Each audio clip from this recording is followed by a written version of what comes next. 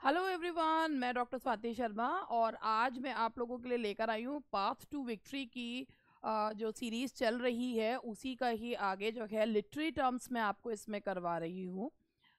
Path to victory एक जो किताब है मेरे द्वारा लिखी गई किताब है और ये है वो किताब जिसके क्वेश्चंस आजकल मैं करवा रही हूँ। ये मेरी सीरीज़ चल रही है और अभी जो आप देखने जा रहे हैं वो भी मेरी एक लाइव क्लास है जिसमें मैं लिटरेरी टर्म्स के क्वेश्चंस जो हैं वो करवाऊंगी। और और जानकारी के लिए आप इंग्लिश सूत्रा का ऐप डाउनलोड कर सकते हैं। स्टोर में जाकर अपनी पसंद की चीज़ें देख सकते हैं, जो भी आपको सूट करे, चाहे वो बुक है सबसे जो है कम से लेके ऊपर तक की चीज़ें जो हैं वो आप देख सकते हैं कि क्या क्या आपका जैसे बुक है, टेस्ट सीरीज़ हैं, कोर्सेज हैं। तो जैसे अभी हमारा डी का जो बैच है वो लाइव बैच है, वीडियो बैच है। और डी की तैयारी करने वालों के लिए बेसिकली उनको ग्रामर तो इनको लगता है कि हमको सबको आती ही है। लिटरेचर में प्रॉब्लम होती है तो ये लगता है कौन से लिटरेचर के ज़्यादा क्वेश्चन आ रहे हैं, बट यू नेवर नो कि ग्रामर और लिटरेचर में से किसके ज़्यादा क्वेश्चंस आ जाएं। पेडागोजी भी है उसमें। तो हमारे इस बैच की खूबी ये है कि हमारा इसमें ग्रामर, लिटरेचर और पेडागोजी के क्वेश्चंस, पेडागोजी मैं वैसे नहीं पढ़ाती हूँ मगर with the help of questions मैं अपने स्टूडेंट्स को टॉपिक्स जो है बताती हूँ। जो ऑनलाइन टेस्ट हम देते हैं, ऑनलाइन टेस्ट के अलावा हमारे पास जो है वैसे भी टेस्ट इनमें होते हैं। और मतलब जैसे एक कुछ भी एक टॉपिक ख़त्म हुआ तो उसके बाद एक टेस्ट पेपर होता है जिसमें स्टूडेंट्स बोर्ड पे ही देख के जवाब जो है वो देते हैं। इसके अलावा ऑनलाइन टेस्ट स्टूडेंट्स को प्रोवाइड किए जाते हैं। जिस तरीके का टेस्ट पेपर का जो लेवल होता है सेकंड पेपर का, वही उनको क्वेश्चन दी। ये नहीं कि सिर्फ लिटरेचर ही भर दिया, ये नहीं कि सिर्फ ग्रामर ही भर दिया और पेडागोजी के क्वेश्चंस ही नहीं दिए। जितने भी पेपर्स हैं, पेडागोजी, लिटरेचर, ग्रामर, सब चीज़ उसमें बैलेंस्ड वे में दी जाती है। तो ये मत सोच के चलिए कि कौन सा ये क्वेश्चन पूछा जाएगा, आपको ना आपको पता ना मुझे पता। तो तैयारी करिए तो अच्छे से करिए, वरना तो कोई बात नहीं, दुनिया करती है तैयारी। तो इसके अलावा यूकेएलटी का कोर्स है जिसके लिए आप लोग जो है यूकेएलटी का कोर्स भी आप देख सकते हैं। ये जो कोर्स है ये यूकेएलटी का जो फॉर्म भी भर सकते हैं वही भर सकते हैं जो यूके उत्तराखंड के निवासी हों। तो ये हमारा लाइव और वीडियो बैच दोनों है और इसमें जो नोट्स हैं वो पीडीएफ में मिलते हैं। बाकी सारे बैचेस के जो नोट्स हैं वो जब बैच खरीदता है कोई तो उसको बुक फॉर्म में नोट्स मिलते हैं। चलिए अब मेरी क्लास में अब स्टार्ट करूँगी और बस 2 मिनट का मुझे टाइम दीजिएगा क्योंकि लाइव क्लास है। तो बालक आएंगे। रिचार्ज कर दिया था।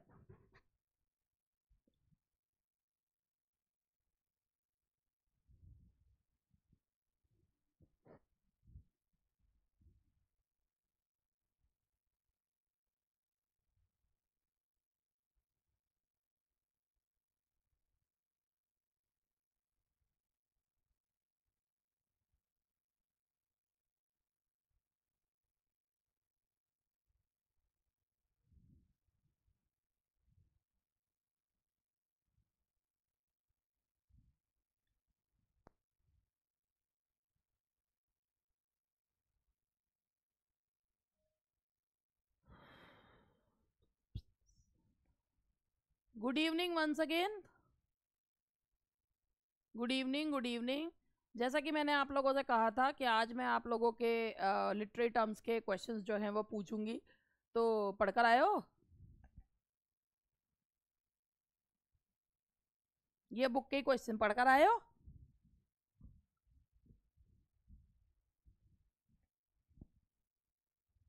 Good evening, good evening. Upasana कह रही है जी मैम हम पढ़कर आए हैं। चलो बहुत अच्छी बात है, नमस्ते। हाँ।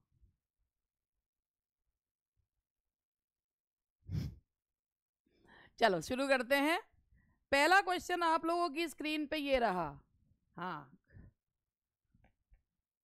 पहला क्वेश्चन देखो बच्चों, मेरे प्यारे नन्हे नुन्ने से बच्चों।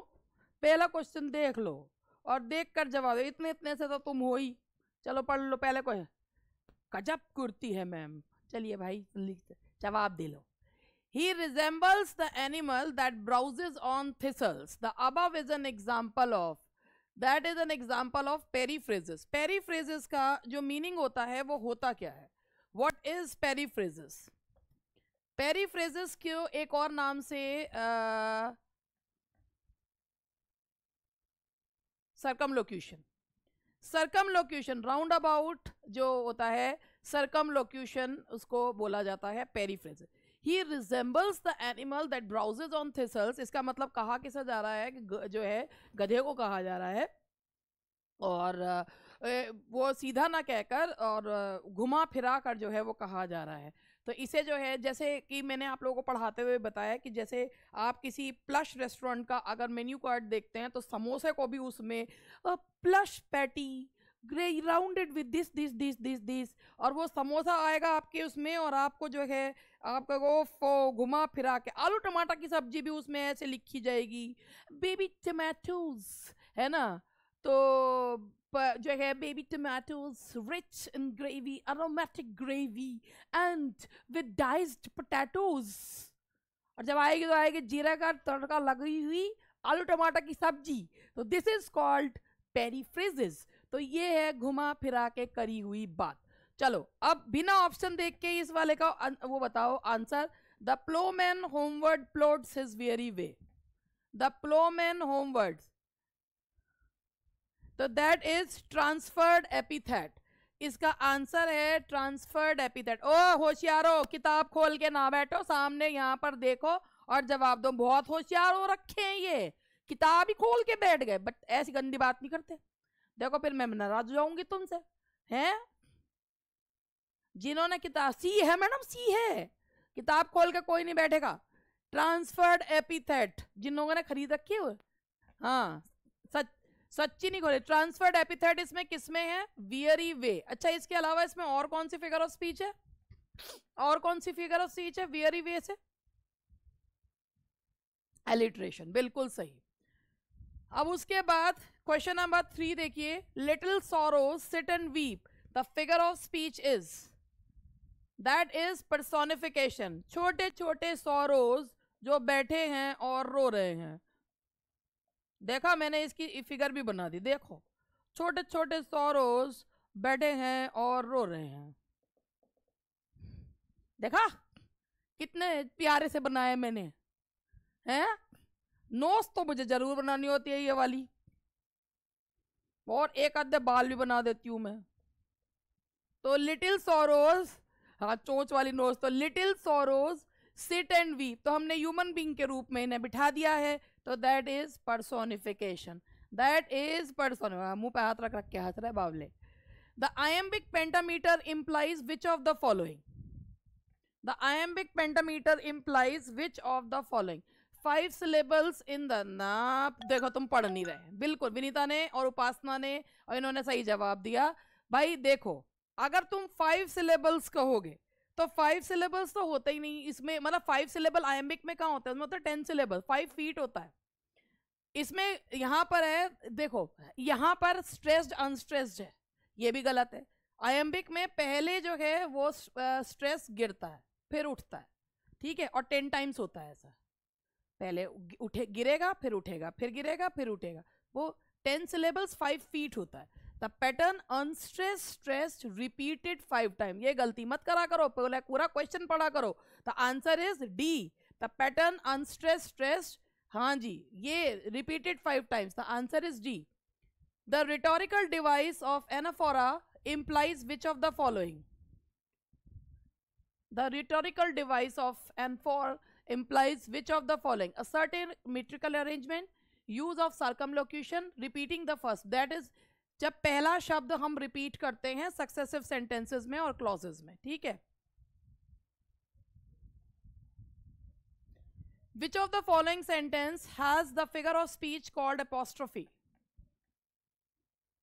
Which of the following sentence? That is B, patriotism, what horrors are done in your name. यहां पर किसको संबोधित किया जा रहा है? किसको संबोधित कर रहे हैं? पेट्रियोटिज्म को। अच्छा एक बात बताओ, जो एपोस्ट्रोफी फिगर ऑफ स्पीच होती है, क्या हम उसमें जो जीवित लोग हैं उनको संबोधित कर सकते हैं? नहीं, उसमें जीवित, अगर जीवित को संबोधित करते हैं तो उसे क्या कहा जाता है? यस बिल्कुल सही। जब एपोस्ट्रोफी में हमेशा जो किया जाता संबोधित वो इनएनिमेट डेड उनको करा जाता है, तो यहाँ पर पेट्रियोटिज्म को संबोधित किया जा रहा है। तो patriotism what horrors are done in your name, तो यहाँ पर पेट्रियोटिज्म को ह्यूमन बीइंग की तरह लेकर इसमें जो है ये आपका एपोस्ट्रोफी है। Which of the following words is onomatopoeic? इसमें कैसे है ये बताओ पहले। अगर इसे बग बोलोगे तो ये नहीं है। इसे अगर बज बोलते हैं, बज बज बज का साउंड आएगा तब होगा ये। इसे अगर हम जेड से करेंगे बज, इसका जो वो होना चाहिए था ना, वो भी सेंटेंस में यही होना चाहिए। देखो सौरोज आ गए बैठे हुए, हम तो नहीं जाएंगे, हम यही बैठे रहेंगे, तो ये होगा, ये ऐसे होना चाहिए था बज। ठीक है, ये जो है बज होना चाहिए था। भगा दिया मैंने कहा मेरी क्लास में जो आ रहा हंसता हुआ है भगा दिया, इसलिए मैंने उन सौरोज को ठीक करा ना।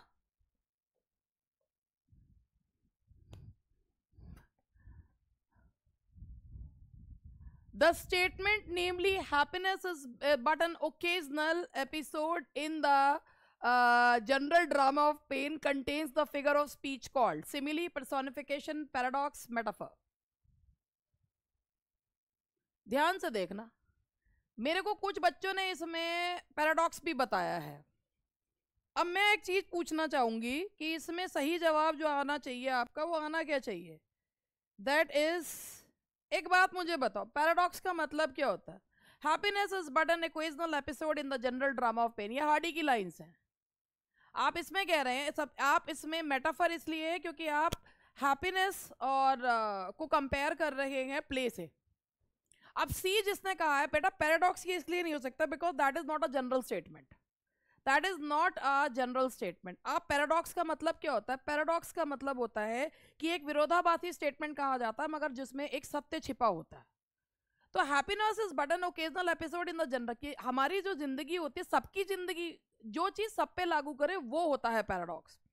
अगर मैं आपसे ये कहूं कि क्या सबकी जिंदगी दुख भरी होती है? कभी कभी खुशियां आती है ना जी ना, सबकी जिंदगी ऐसी नहीं होती। कुछ लोग तो सोने का चम्मच मुंह में लेके पैदा होते हैं, उन्होंने तो कभी दुख देखे ही नहीं होते, तो उनके लिए थोड़ी है ये चीज, ये उनके लिए चीज। तो ये चीज जब जब पैराडॉक्स तो वो होगा ना कि जो that is contradictory on the surface but it has truth in it, मगर इसमें पूरी पूर्णतः सच्चाई है ही नहीं। That can not be implied to everyone. Paradox में तो सब इम्प्लाई सब पे किया जा सकता है, इसमें नहीं किया जा सकता। इसलिए ये मेटाफर है क्योंकि इसमें हैप्पीनेस को प्ले से कंपेयर कर रहे हैं, एक सीन से कंपेयर कर रहे हैं, एपिसोड से कंपेयर कर रहे हैं। दैट इज वाई, समझे? हार्डी की लाइंस हैं, when the sound of a word resemble the sound it denotes the figure of speech is onomatopoeia. When the sound of a word, बज है ना, ये गाना भी है ना, बज, फिज, ड्रिपिंग, टिप टिप, उस दिन में गा रही थी ना टिप टिप। सुधर जाओ तो सुधर जाओ, हैं ऐसी ऐसी बातें करेंगे। टिप टिप, बरसा पानी, तो टिप टिप की आवाज आ रही है ना, वर्ड से ही साउंड आ गया। हाँ, कोयल सी तेरी बोली कू कू कू। ठीक है जी, हाँ, वो ओनोमोटोपिया ही है, that is onomatopoeia. What is the name of an implied simile? हाँ हाँ हाँ हाँ हाँ हाँ हाँ हाँ। अभी कह रहे गा के सुनाओ, फिर कहेंगे डांस भी करके दिखा दो, हैं? बस यही काम करूं मैं तो। भगवान है। What is the name of an implied simile? And that is metaphor. जब हम किसी चीज में लाइक और एज वर्ड यूज नहीं करते हैं बल्कि उस चीज को मान लेते हैं, ठीक है, तो ये होता है दैट इज मेटाफर। कौन सा है सबसे हार्ड क्वेश्चन? नेहा वाला। मैं बोल नहीं रही हूँ क्वेश्चन, बदतमीज कहीं के, है ना। That is metaphor. What is a direct address to the dead, to the absent, or to a personified object or idea? And that is that is apostrophe, बिल्कुल सही, that is apostrophe. Question number 12, what is the figure of speech when the real meaning is exactly the opposite of that which is expressed by words apparently, and that is, ना ध्यान से पढ़ो, what is the figure of speech when the real meaning is exactly the opposite of that which is expressed by words apparently। 100 होशियार मरे होंगे तब तुम कहीं एक होशियार पैदा हुए होंगे जाके। बस ये इसका बहुत बढ़िया लाइन है ना कि सीजर जो है सभी लोगों के लिए जो है वो एक एक जो है वो इतने अपनी संपत्ति में इतना पैसा छोड़ के गया, मगर Brutus is an honourable man. क्या है ये? दैट इज आयनी, सटायर नहीं है। सटायर में कभी भी सटायर जो होता है उसका मतलब होता है सीधा सीधा मारना होता है। सटायर का मीनिंग होता है ये सीधा इंसल्ट की जाती है ना, tearing the flesh. Satire is done to, satire किया जाता है किसी फॉली को या उसको जो है वो उनको सुधारने के लिए किया जाता है। सटायर जो करते हैं, इफ अ पर्सन सटायराइज समवन, है ना, तो वो क्या, वो सरकाज्म है, दैट इज सरकाज्म। जो वो मैं उदाहरण देती हूँ, that is sarcasm. When there is a satire, जब सटायर किया जाता है तो व्यंग जो किया जाता है वो सोसाइटी को सुधारने के लिए, उस पर्सन को सुधारने। Satire is basically not to insult someone, sarcasm does. Sarcasm insult करने के लिए होता है। आयरनी जो होता है लपेट के मारते हैं। आयरनी जो होता है, whatever we are saying, the meaning is altogether different. Meaning जो होता है वो बिल्कुल डिफरेंट होता है। जैसे मैं अभी बताया, but Brutus is an honourable man. Brutus बहुत ऑनरेबल है। अगर ब्रूटस जी कह रहे सीजर ने आपके लिए ये करा वो करा, मगर ब्रूटस कह रहे हैं कि सीजर जो है वो एक सीजर बहुत ही ज्यादा एक तानाशाह था, तो Brutus is an honourable man. What is that? That is, हाँ, intelligence will die with you, है ना। जब तुम मर जाओगे तो इंटेलिजेंस भी मर जाएगी, फिर हम क्या करेंगे? तो ये आयरनी है, that's irony, that is irony. तो ये है आपका आंसर इज बी, समझे? That's not satire. और सरकाज्म होता है टीयरिंग द फ्लैश, जब आप डायरेक्टली किसी को इंसल्ट करते हैं। Now question number 13, all perfumes of Arabia will not sweeten this little hand. The figure of speech is hyperbole. That is hyperbole कि भाई हाइपर हो के बोली कि all the perfumes of Arabia, इतना मेरा हाथ इतना विशालकाय है, इतनी इसमें से बदबू आ रही है कि सारे जो है अरब के परफ्यूम भी से स्वीटन है। ये मकबत की जो है प्ले की लाइन्स हैं, बिल्कुल। और बिल्कुल ये देखो हमारी होशियार नहीं आई, दिमाग चलने लगा अब इसका। All the will not Sutton perfume, अरे जो है अरेबिया से, अरब जो है all the perfumes of Arabia, Arab perfumes की जगह पूरा अरेबिया ले लिया है। तो जो है ये all the perfumes of Arabia जो है, तो उसको जो है बोला जा रहा है, नाम जो है, नाम सिनेक्डो की है, जिसमें मेटोनमी का है।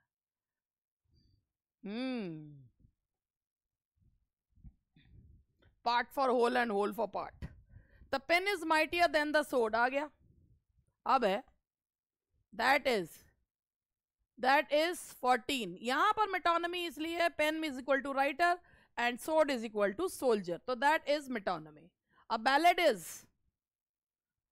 Is a short poem narrating a tale, a poem written on somebody's death, a prayer song, a marriage song, and that is a short poem narrating a tale. That is a A. The answer is A. एक छोटी सी ballad जो होते हैं वो एक कहानी कहती हुई कविता जो है वो होती है। दो तरीके के होते हैं, और traditional ballads and literary ballads. Lyric is That is a short poem in which the poet expresses his intense personal feeling. बिल्कुल, लिरिक जो होता है एक छोटा सा गाना होता है जिसमें एक सब्जेक्टिव पोएम होती है, एक सिंगल इमोशन जो है वो बताया जाता है। बिल्कुल सही। तो सी, the literary art of diminishing a subject by making it ridiculous and evoking towards it the attitude of amusement and scorn is called। अब इधर ध्यान से पढ़ना क्वेश्चन को। The literary art of diminishing a subject by making it ridiculous and evoking towards it the attitudes of amusement and scorn is called. एक ऐसी art, एक literary art जो सब्जेक्ट को बहुत ही कम करके आके मूर्ख सा उसको उस सब्जेक्ट को, और इसमें जो है स्कॉन जो है अम्यूजमेंट हो, तो उसे क्या कहते हैं? एंड दैट इज कॉल्ड, लोग कह रहे हैं पैरोडी, और हम क्या कह रहे हैं? अच्छा, मेलोड्रामा। वाह वाह वाह वाह। और कुछ भी बच गया हो तो बता दो। है, पैरोडी ही है। पैरोडी का मतलब होता है आप भाई, जैसे पोप ने रेप ऑफ द लॉक, क्या है वो जो है, मॉकैपिक है, मॉकैपिक है। उसमें किसका जो है मजाक? अच्छा, पैरोडी जो है वो होता है किसी हाई वर्क को, उसको लोग उसका अम्यूजमेंट की तरह लिखा जाता है, तो ये भी एक जो है वो ही है। उसमें वो तो ट्रेवेस्टी है।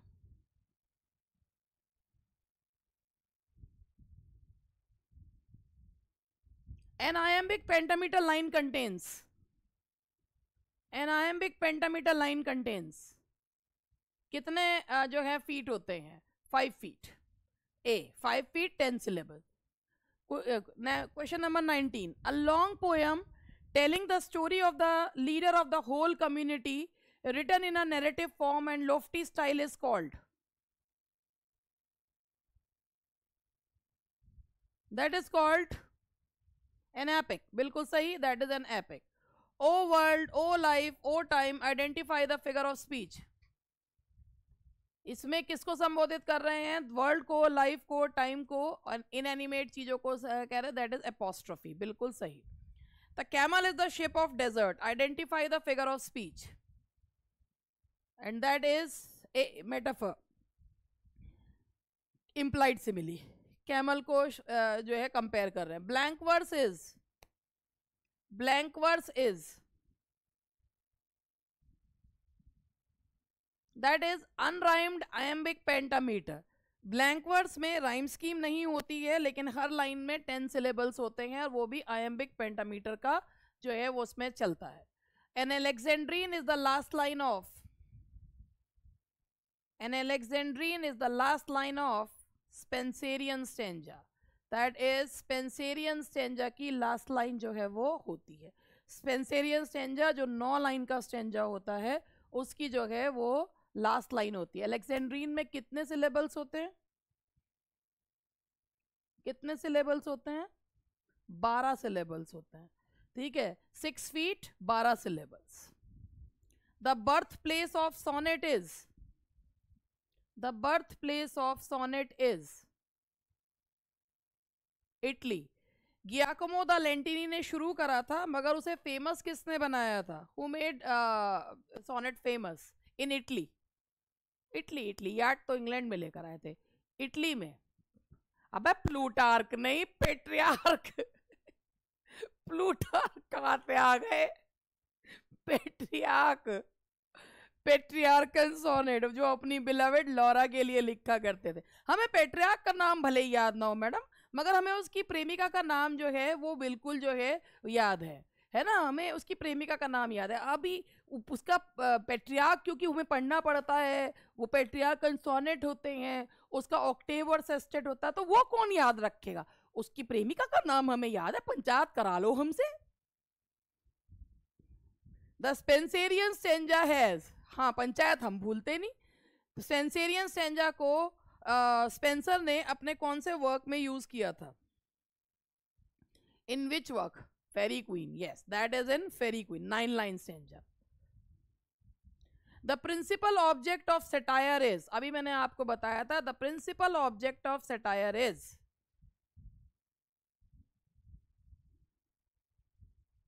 टू रिडिक्यूल फॉली और वाइस, किसी मूर्खता या किसी चीज को। मेरी स्क्रीन रुक गई, इसमें मेरा कोई दोष नहीं है। तेरी भी रुक गई है? मैं चेक करूं फिर? यार मैंने तो कुछ नहीं करा, ऐसे कैसे रुक गई? सही है, कोई बात नहीं, मैं लेट मी चेक। अब बच्चों ने कहा है तो देखना तो पड़ेगा भैया मुझे भी।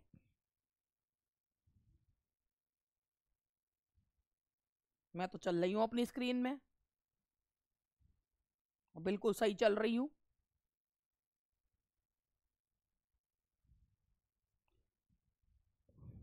अब ठीक है, चलो। सेटायर का जो ऑब्जेक्ट होता है तो वो होता है टू रिडिक्यूल फॉली और वाइस, ठीक है, कि किसी बुराई हो उस पे जो है सेटायर का। सरकाज्म होता है डायरेक्ट किसी की इंसल्ट करना, टियरिंग द फ्लैश। सेटायर का एम जो होता है वो किसी व्यक्ति को नहीं करना होता, जैसे सेटायर के नाम भी होते हैं, मिनीपियन सेटायर होता है। तो ये जो है ना किसी उसमें वो सरकाज्म है, वो जो रसगुल्ले वाला एग्जाम्पल मैं देती हूँ वो सरकाज्म है। हाँ, होरेशियन है, मनीपियन है, ये जो सारे सेटायर्स है ना, ये सेटायर है कि किसी को सुधारने के लिए। और वो जो मैं रसगुल्ले वाला एग्जांपल देती हूँ वो सरकाज्म है। द टर्ज, मैम जब स्क्रीन रुक जाती है तो ऐसा फील होता है क्लास से बाहर भागकर एक राउंड लेकर आते हैं फिर ठीक हो जाता है। हाँ जी। The terza rima is a stanza of, भाई देखो ये इस वाले में the terza rima is a stanza of 3 lines, interconnected जो है वो 3 लाइंस का ही होता है, दैट इज 3 लाइंस, बिल्कुल।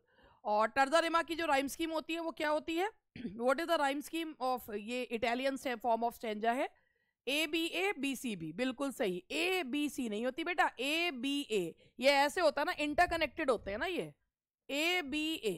तो ये इसको ले लेंगे, फिर ये बनेगा बी सी बी, फिर इसको ले लेंगे तो ये होगा सी डी सी, ऐसे चलता चलता है ये, इंटरलॉक्ड होते हैं ना ये, ठीक है।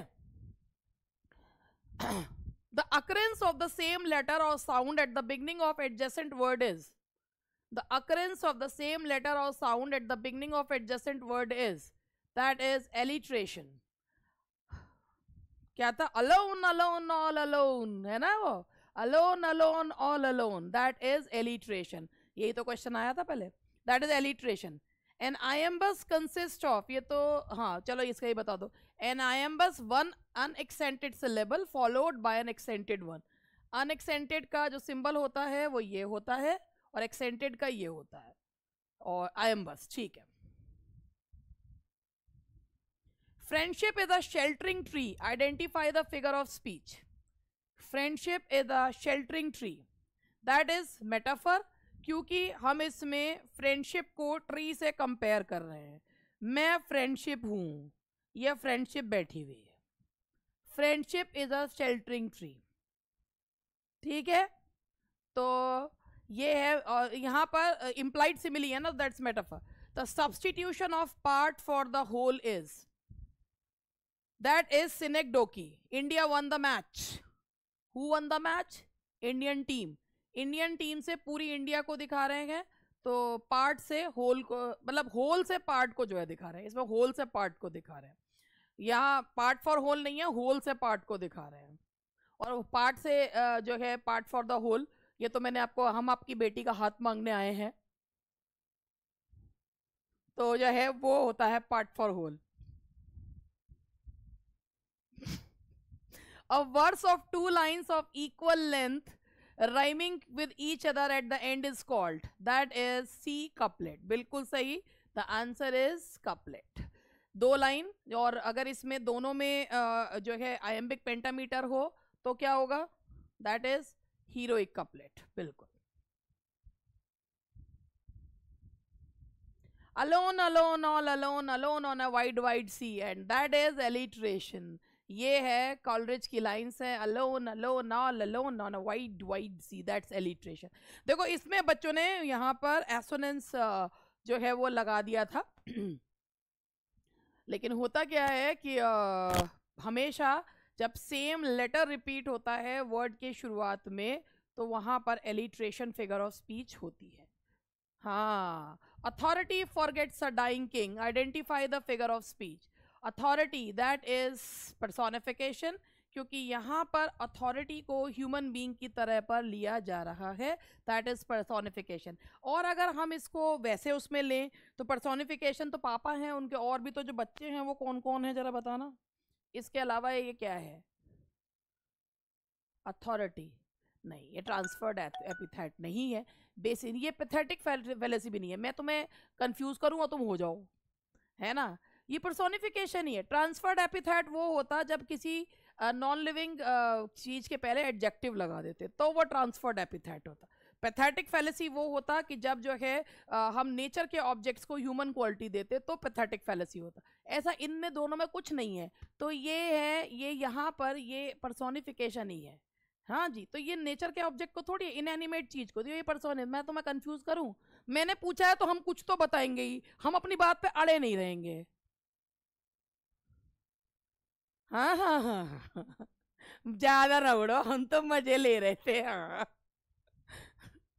Which one of these is a secondary epic? Iliad, Paradise Lost, Odyssey, the Prelude.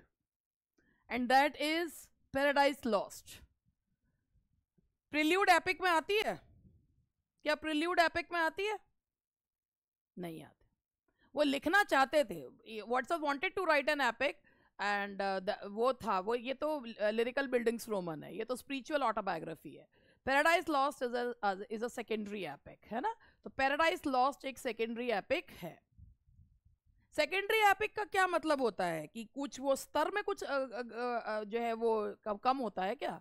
What is the meaning of secondary epic? Literary है, बिल्कुल, जिसमें कहीं सुनी पर आधारित ना हो, जिसमें जो है वो प्राइमरी एपिक की तरह ही, मगर उसमें राइटर जो है वो अपना मटेरियल यूज करता है, तो उसको कहा जाता है सेकेंडरी एपिक। ठीक है जी, चलिए। The rhyming of vowels sound without the rhyming of consonants is known as, the rhyming of vowel sounds assonance, that is assonance. और कॉन्सोनेंट्स के साथ होता तो consonance. Yes, another name for vers libre is free verse, बिल्कुल सही। Free verse और blank verse में क्या अंतर है? फ्री वर्स और ब्लैंक वर्स में क्या अंतर है, बताओ? जो फ्री वर्ड्स होती है ना, उसमें राइम स्कीम होती है ना मीटर होता है, और जो ब्लैंक वर्ड्स होती है उसमें राइम स्कीम नहीं होती मगर मीटर होता है। ठीक है, फ्री वर्ड्स और ब्लैंक वर्ड्स में ये अंतर। तो वर्ड्स लिब्रे, लिब्रे मीन्स होता है लिबरल, तो words libre is, that is free words. A caesura is a dash in a line, a caesura is a dash in a line. Caesura जो होता है वो पॉज होता है, कहीं पर हम जो पॉज लेते हैं, जैसे अब हम सोनेट की बात करें तो उसमें हम लोग जो है भाई, हम सोनेट पढ़ते हैं तो सोनेट में कौन सी लाइन के बाद पॉज आता है? सिज्यूरा आता है, जो पेट्रियार्कन सोनेट है। एट्थ लाइन में पॉज आता है।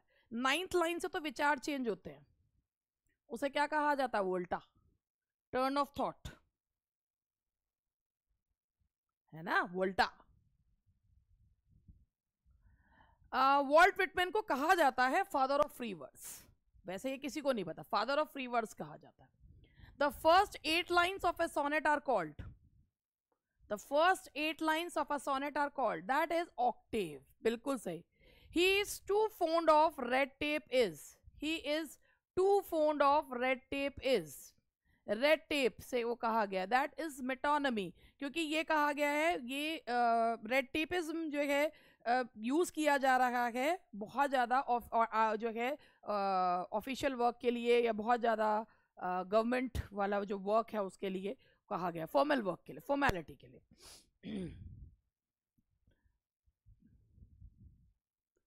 करे हुए लग रहे हैं तो लग ही रहे होंगे।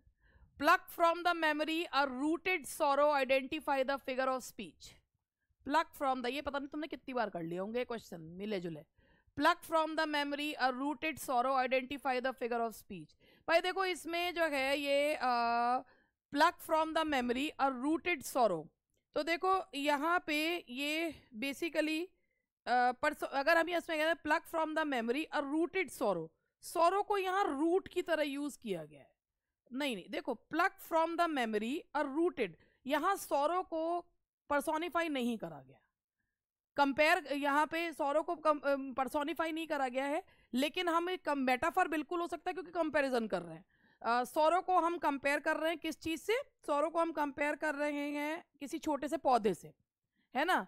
तो छोटे से पौधे से जो है वो कंपेयर कर रहे हैं, तो हम इसमें यहाँ पे मेटाफर हो सकता है, मेटाफर इसका सही है। और इसके अलावा इसमें प्लक फ्रॉम द मेमोरी और रूटेड, तो इसमें कि मेमोरी से एक रूटेड सौरों को जो है प्लक किया है, तो वो एक हाइपरबोली का भी, तो इसमें दोनों है, B and D both, B and D both है इसमें, तो कंपेयर भी करा है और एग्जैजरेशन भी है, that is why.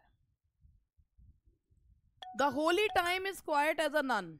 The holy time is quiet as a nun. Identify the figure of speech. Metaphor, hyperbole, personification, simile. भाई इसमें तो words use करेंगे simile. The sea that bears her bosom to the moon. This sea that bears her bosom to the moon.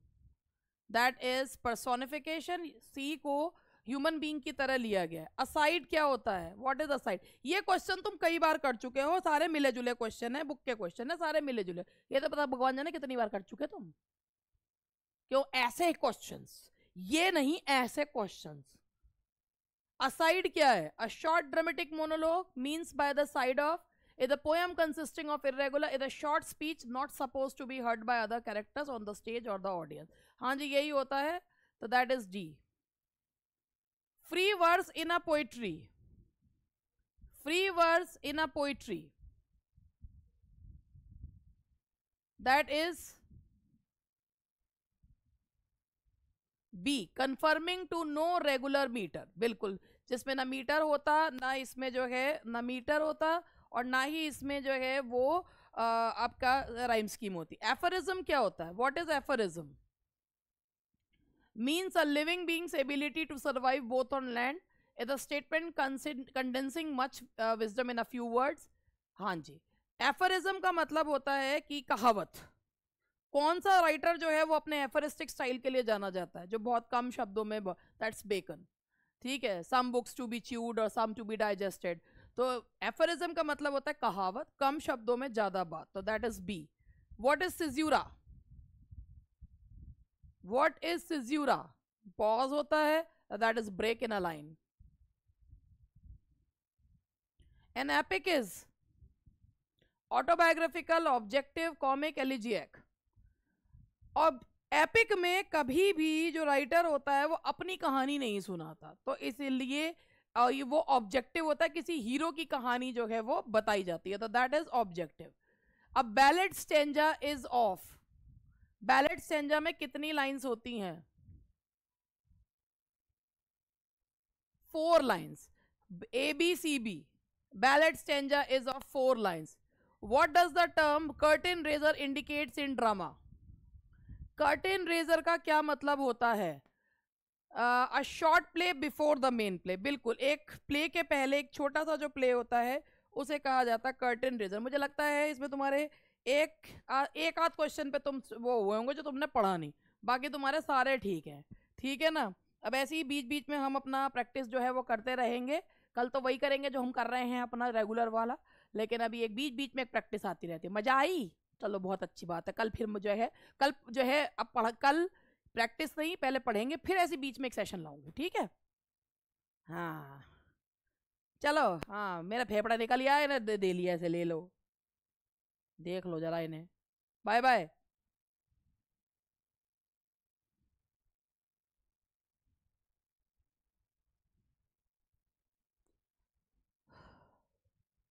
So that's all for today, and that was your experience of live class. Thank you very much. Bye bye.